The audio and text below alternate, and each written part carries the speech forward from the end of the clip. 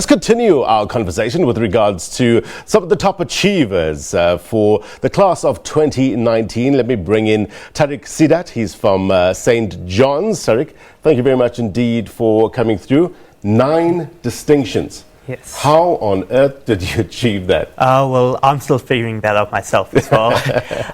But yeah, I think when it came down to it, it was just putting in the work, working consistently. I think that was the biggest thing. Right. I'd say my matric year, I did definitely have a lot of fun as well, had quite a balanced life, still played my sport at school, took part in house events, and just being able to put in that little bit of work consistently throughout the year, and it all paid off in the end. I want to break this down when you say consistently, because a lot of people are watching now and want to know this recipe for success.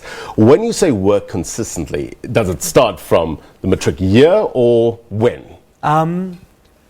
Honestly, I'd say I had been working quite hard throughout high school. Academics were something that were very important to me. And it's just about getting into that routine. I'd say, but honestly, really, at any point you can get into it. I've seen people that only started working really hard halfway through the year, this year, and still achieved amazing results. It's just about once you get into that routine, the earlier you get it, the better. But it's just once you get that done, and once you're able to sit down, take a couple hours, get through all your work, and it just becomes easier as you go. And in terms of balancing the sports life, the social life, do you have like a structured timetable that you go by? Well, I did try a timetable, it didn't work out. Right.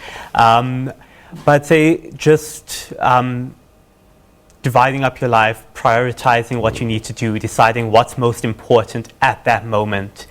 I'd say that sometimes when there was a big test or something, there were times we have to say that there is something else going on that may be a bit more important, that I'll probably remember more if I do that, and regret more if I were to just focus on academics. And it's just about looking at what you prioritize in life and just seeing when the time comes down to it, whatever seems right in the moment. You know, it's very hard to do all of this alone. We were talking to a reporter in the Eastern Cape, Lerato, and she was talking about how much a strong family support base is so important in order to for you as a learner to achieve what you achieved. Would you say that's true? Yes, definitely. I've had a lot of family support throughout my whole schooling career. Not just my immediate family, but extended aunts, uncles, cousins. This whole day I've been receiving messages on my family group, and they've been there since the beginning, and it's been really great to have them along on this journey. So with support comes pressure as well. How do you deal with that? Yes. I definitely did feel pressurized, especially leading up to this time, because I wasn't sure if I was going to achieve what some people were expecting of me.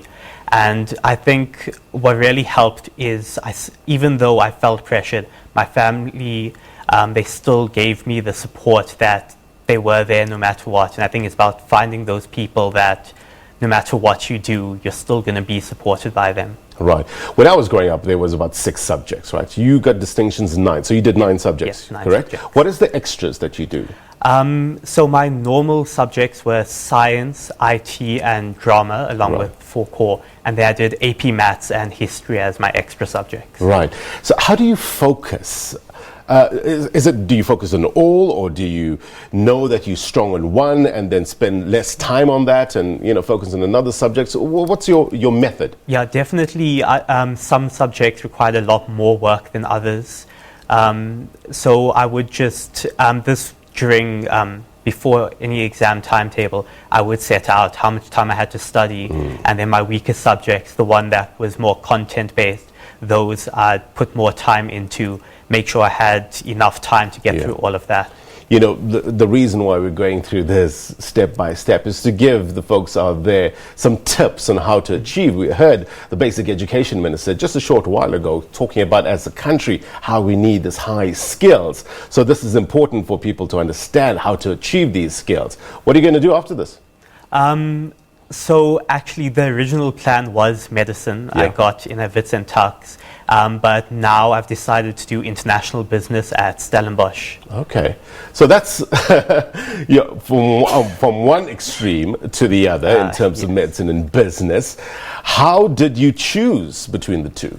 So I was very confused at the beginning of this year, hence medicine. So you weren't sure at the beginning of this year? All right.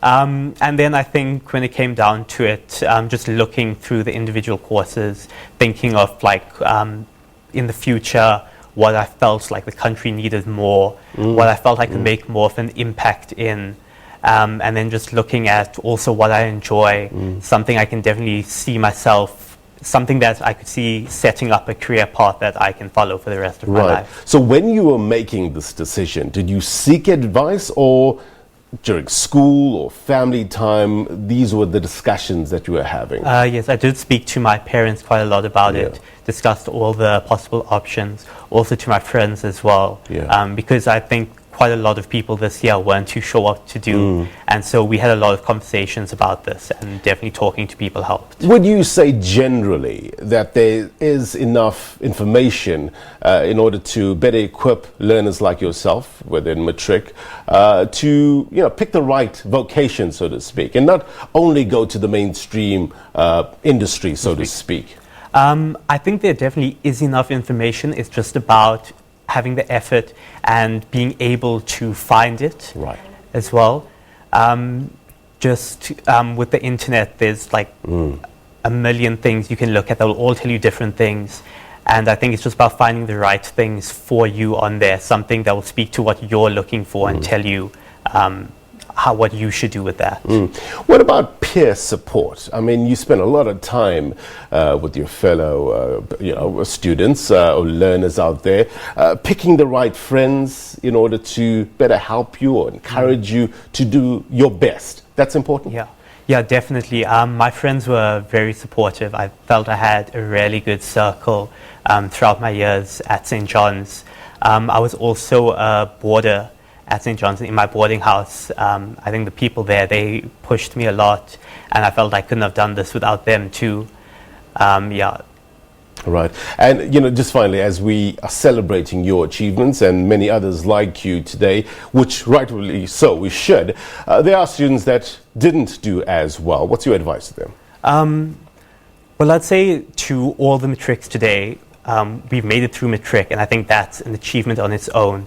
And I think whether or not you achieved what you set out to do, whether you felt you did everything right and you're okay with it, or if you felt you could have done better, if you're disappointed, even if maybe your marks aren't going to take you where you want to, I'd just say that this is just the beginning. There's so much more to come. I guess enjoy this moment, albeit in a short while, because as you say, this is just the beginning and work starts next year, isn't it? In terms of your fellow students, in your circle, did everyone do as well as you did? I'd say there was quite a range. Quite a few of us did do quite well. I think everyone did well for themselves. They did the best they could. That's what I was really happy to see. And then, as I said, there was quite a range in our circle of type of marks. There's always room for improvement, be it in the education system or be it in society at large. What would better help students achieve their full potential? I'd say better access to information or learning how to use information presented to you. Because I know just in terms of the research projects and stuff we did, I felt that bettered our learning more than just normal tests and things. I think about learning how to access information and how to find it, because I think most people are good with the learning, but it's just being able to find that correct knowledge. Look, thank you very much indeed for coming through, and all the best, and congratulations once again, and all the best in your future endeavors. Appreciate it. All right, that was Tariq Seedat from St. John's College, managing to get 9 distinctions.